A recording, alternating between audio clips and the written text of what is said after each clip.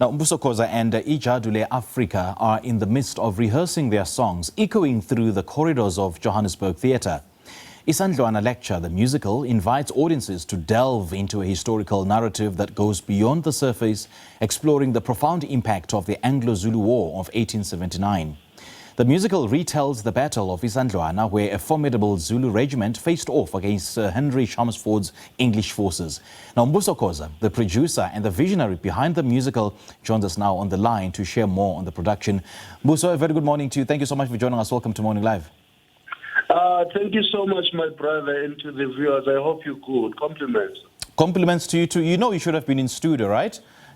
Yes, with Ijadu Africa. Yeah, I know you should.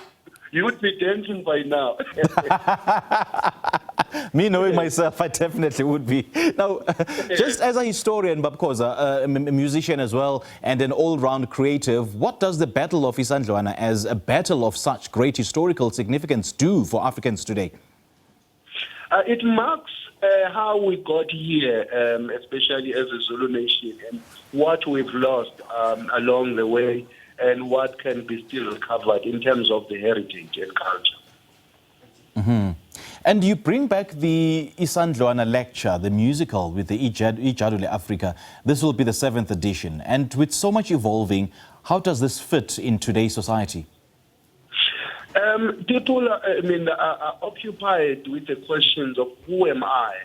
Mm-hmm. I think such stories, they address that to get why we do things the way we do them and how can we move forward. Meaning, if we study our history, we will be able to move forward. So the Isandlwana Lecture seeks to revive that in everyone. Because at some point we'll see maybe Basotho talking about the history of King Mswesho. So this is where we are pushing this agenda too. And do you think this particular lecture plays a role in so far as helping people understand and answer the question, who am I? Because there's just so much confusion in this world when it comes to identity and who people actually are and where they're coming from. Do you think it'll play a role in so far as helping people understand who they really are? For the past 7 years, 6 years, as we've been doing this with Joburg Theatre, we've been enjoying even the youngest of the youngest in the audience, like 10-year-olds. So I think in the next 20 years, this lecture would achieve a lot because already there are younger people who are showing so much interest in history, just to study history and become historians. Mm-hmm. And there's a difference between used experiences and lived experiences. Now, Isandlwana Lecture seeks to put our culture into perspective and present it as an intellectual discourse, not just as entertainment, but share more on how that is achieved. You are very correct there, because many people think working history is something for pickly and square people. Yeah. Whereas these are just the stories that needs to be retold and see if we can find the inspiration, because inspiration hardly comes in words. No one can give you an instruction and they say they're inspiring you, but it comes from studying things around you and you end up coming up with a new mind. So now, if you look back how old men used to behave, protecting the community, protecting the household, we have lost that. And you look at the regiments that went to fight at the Battle of Isandlwana, they were promised nothing. They went there and protected the future of their heritage. And the reason I said to you earlier on that you should have been in studio is because the last time you guys were here in studio, you killed the performance, man.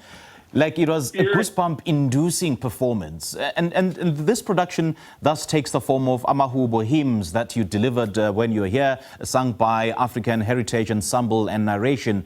Do share a little bit more on this. I've been doing a lot of research, an extensive research actually, on the history of AmaZulu and why were they composed.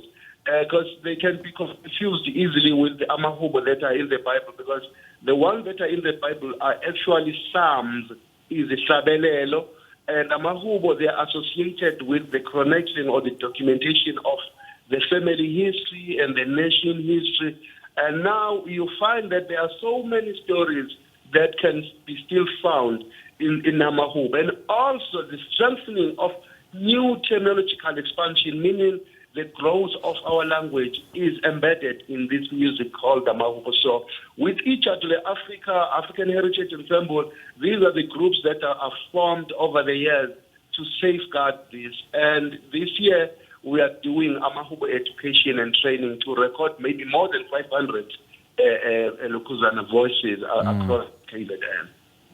And as much as some information has been distorted, but at least what remains of history will serve as, I would call it, a navigation system into who African people really are.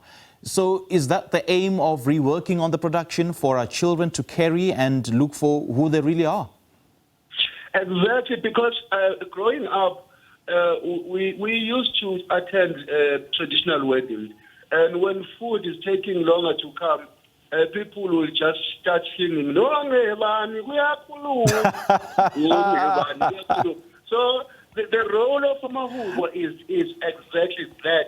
Each time something is happening, they would sing songs as means to safeguard or to record that history. But the challenge of the orality in our history or in our documentation of history is that people are retelling these stories sometimes and they add their ideas. That's the only problem with the oral history. But the beauty about AmaZulu is that for as long as they are sung, they still carry that message that is of 200 years back. And having said that, how does the narrative get distorted? Is it because people start reworking the narrative and bring in their own ideas and bring in their own personal flavors and flair into it? I think it's human nature. You know that, I mean, as this battle was led by Mbuso Khoza, who is my greatest ancestor. If I am not careful, I would end up talking about the Khozas throughout the lecture and leave everyone out. So I think that's how histories get distorted. It depends.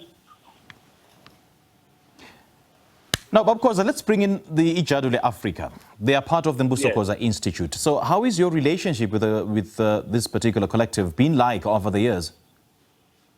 It has been difficult in terms of the support.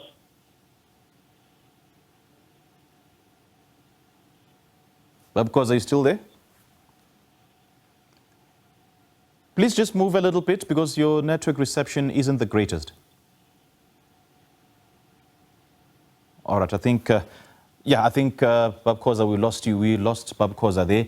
Mbuso Khoza, well, we're just having a discussion about Isandlwana Lecture, the musical, which is really a story about the Battle of Isandlwana, and will be showing from the 22nd to the 26th of January at the Joburg Theatre. And we just spoke to Mbuso Khoza, who's the producer, award-winning vocalist, songwriter, and a historian. We do appreciate his time.